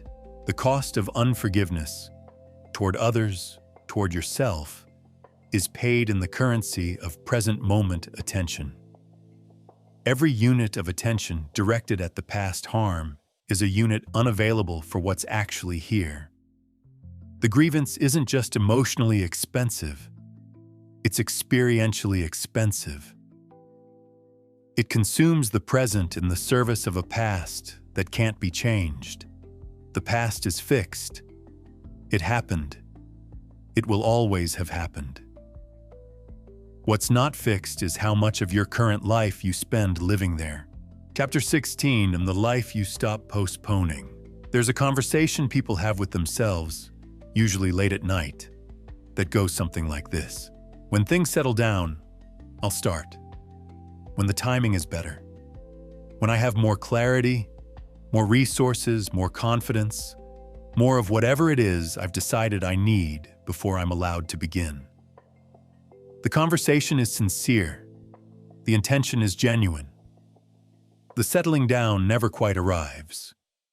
But the conversation continues, patiently, year after year, in the same register, with the same conclusion.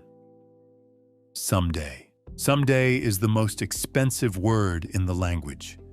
It costs nothing to say and everything to mean. The postponement of life is not laziness. That framing lets it off too easily. It's something more structurally sophisticated, a collaboration between the brain's threat detection system and its preference for certainty, producing a very convincing argument that the present conditions aren't quite right yet, and that the right conditions are probably arriving soon. The argument is always plausible. The right conditions are always approximately one circumstance away. Meanwhile, the life being postponed is happening. Right now, in the background, while the planning continues, the days are accumulating. The years are moving with a speed that always surprises people who weren't paying attention, which is most people, which is the point. The psychological term for what makes this possible is temporal discounting. The brain consistently undervalues future experiences relative to present ones, and consistently overestimates how different the future will feel from the present. You imagine the future version of yourself, The one who has started, who has figured it out, who is living the unpostponed version of the life, as meaningfully different from the current version, more ready, more capable, more deserving of the experience. But the future version is just the current version, slightly older, having spent the intervening time waiting. There's a specific mechanism that keeps the postponement running that's worth naming precisely. The planning-doing gap. Planning feels productive. It generates a mild reward, the sense of forward movement, of being the kind of person who intends things, without requiring the actual exposure that doing involves. Doing involves risk. The possibility of failure, of looking foolish, of discovering that the thing you've been building up in imagination is different in reality. Planning involves none of these risks. It's consequence-free rehearsal for a performance that never actually opens. The gap between planning and doing is where most unlived life accumulates. Perfectionism is the planning-doing gap's most articulate defender. It makes a reasonable-sounding argument that starting before you're ready produces inferior results, that waiting until the conditions are right is simply prudence, that the version of the thing done well is worth waiting for. The argument is occasionally correct and consistently used to justify indefinite postponement in cases where starting imperfectly now would produce dramatically better outcomes than starting perfectly never. The perfectionist isn't waiting for the right moment. They're waiting for a guarantee. And guarantees, in any domain that actually matters, are not available in advance. They're constructed retroactively through repeated imperfect action that gradually improves. Everything you're good at now, you were once bad at. The path from bad to good runs only one direction, and it goes through doing, not through planning to do. Regret has two varieties, and they age very differently. Action regrets, things you did that you wish you hadn't, tend to diminish over time. The brain is good at rationalizing past actions, finding reasons they made sense given what you knew, extracting lessons that make the failure feel purposeful. Inaction regrets, things you didn't do that you wish you had, tend to grow. They don't have outcomes to rationalize. They have only the absence of an outcome and the permanent uncertainty of what might have been. Research on deathbed regrets is remarkably consistent across cultures and circumstances. People do not predominantly regret the things they tried and failed at. They regret the things they never tried, the relationship they didn't pursue, the work they didn't attempt, the version of their life they kept meaning to begin, the things they postponed until someday, which never arrived, because someday is not a day of the week. I have a clear memory of deciding, at 26, that I would start a specific project when I had more time. I told myself 6 months. The 6 months passed. I told myself when the current pressure resolved. The pressure resolved and was replaced by different pressure. I told myself when I felt more ready. I am still not entirely sure what ready would have felt like, because I eventually started without it. Badly, and the badness was considerably less catastrophic than the years of anticipation had implied it would be. The project turned out fine. The years of postponement turned out to be the only actual cost. Starting badly is not the failure. Starting badly is the method. Every competent person you've ever admired started badly at the thing they're now competent at. The starting badly is not a detour from the path. It is the path. The only available path. Commitment has a property that intention lacks. It changes how you process information. When you're genuinely committed to something, not considering it, not planning it, but actually doing it, your brain begins filtering experience differently. It notices relevant information it would have ignored before. It generates creative solutions it wasn't generating during the planning phase. It activates resources that remain dormant during consideration. This is why starting, even imperfectly, produces more clarity than continued deliberation. The act of doing generates information that thinking about doing cannot produce. You discover what the thing actually requires, what you're actually capable of, what actually matters about it, none of which is fully available in advance, no matter how thorough the planning. The life you keep postponing is not waiting patiently in some holding location, preserved and ready for when you finally begin. It's happening now, in the version where you haven't started. That version is also a version. It just isn't one you consciously chose. Choosing requires beginning. Not when things settle down. Not when the timing is better. Not when you've finally assembled the confidence or clarity or resources you've decided are prerequisites. Those things are, in large part, products of starting rather than conditions for starting. They arrive through the doing. They don't precede it. The conversation late at night, the one about when you'll begin, it doesn't have to end with someday. It can end with tomorrow, with this week, with something small and imperfect and genuinely begun. The life that's been waiting for better conditions has been waiting long enough. The conditions are these. The time is now.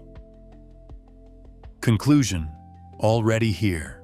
Everything covered in this book has been, in one way or another, about removal. Not addition.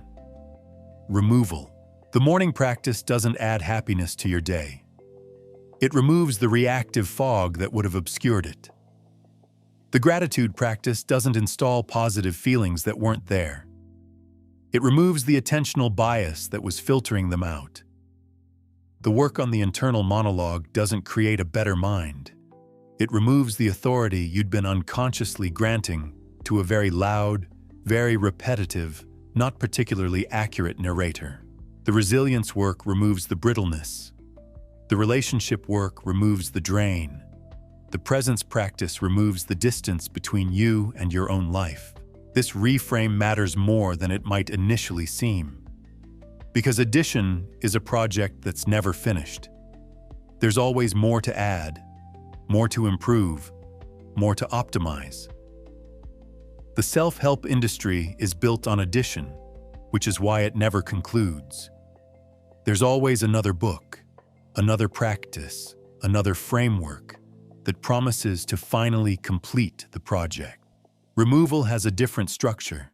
It has a direction and a destination. The destination is what's already there underneath, the baseline capacity for well-being that exists prior to all the accumulated obstruction. You're not building towards something. You're uncovering something. This doesn't mean the work is easy or quick. Accumulated obstruction is real. The negativity bias is deeply installed. The internal monologue has been running unchallenged for decades in most people. The relationship patterns are old and grooved.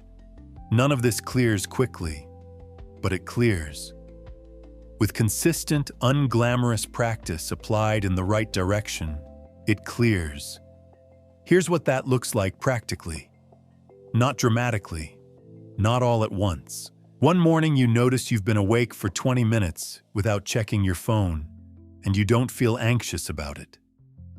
One afternoon, a difficult situation arises, and you catch the catastrophic interpretation a beat before it fully installs. One conversation you find yourself actually listening instead of waiting. One moment of ordinary Tuesday afternoon you notice, genuinely notice, not perform noticing, that something small is actually good. These are not dramatic transformations. They're calibration shifts, small adjustments in the instrument that change what it picks up. Over months, Over years, the accumulation of these small shifts produces a life that feels measurably different from the inside.